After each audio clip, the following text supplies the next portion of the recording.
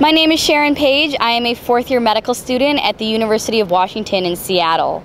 So I came all this way from the other side of the country to be part of the Doctors for America Patients Over Politics bus tour because I believe that the discussion about healthcare in America has been hijacked by our politicians who are using healthcare reform as ammunition and as power plays. And I think it's time that we as providers and community advocates come together to really put our patients first.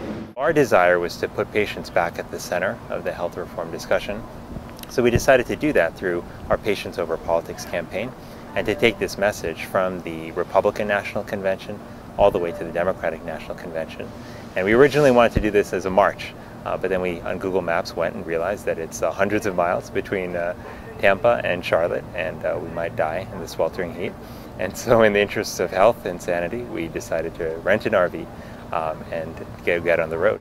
I'm here on the bus tour because I really believe in the Affordable Care Act and the changes that it's already made for our patients, and I want to see those changes continue. And so, the last time that we had a real chance at healthcare reform was almost 20 years ago, and I don't want to wait another 20 years for a real change, so I'm going to do what I can to make sure that the act continues to get implemented. I'm a practicing physician in St. Petersburg, Florida, and I've been in private practice for 5 years. And when I graduated from medical school and I did residency and fellowship, I was in a different world. I was in that world where I thought everybody had access to care, and practicing medicine was like all full of rainbows and unicorns, and it was all wonderful. And when I started my private practice 5 years ago, I was overwrought with despair because I recognized that practicing medicine in the real world is really, really difficult, and patients are really sick, and there's not a whole lot that we can do, and there's a lot of barriers to being able to provide that kind of care. You would think that having health insurance would be beneficial for your health, and it turns out that the research is very clear. Having insurance clearly is beneficial health-wise. If you look at people who visit the emergency room and compare people who had insurance at the time of visit to people who didn't, the people who don't have insurance are actually twice as likely to die from the thing that prompted their emergency room visit. If you look at children who are admitted to the hospital, the children who don't have health insurance when they come into the hospital are 1.5 times more likely to die of the condition that brought them into the hospital. There are a lot of people who are maybe not of one particular party or another who have stories to tell about their healthcare issues and how they've had to, for example, move from one state to another to get coverage because the coverage is so inconsistent across the country. So it's important for people to understand, and those who don't agree with us understand what it is exactly that the Affordable Care Act does. We've talked to folks in many diverse communities. We've talked to doctors, we've talked to nurses, we've talked to electricians, to students, to retired folks, to grandmothers, to mothers, so many types of people.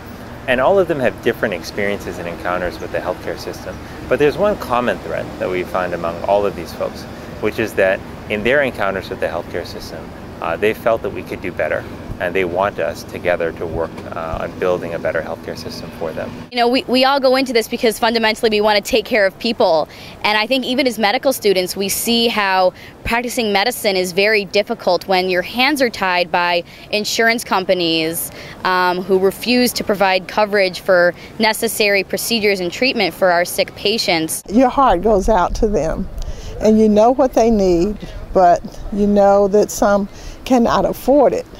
So you're in a position of just providing the care and not being compensated or providing a smaller amount of care than what they need to have, and and just hoping that they will do okay, which I particularly don't like to do that. I think Doctors for America is fantastic. It's one of the best professional organizations that I've ever worked with.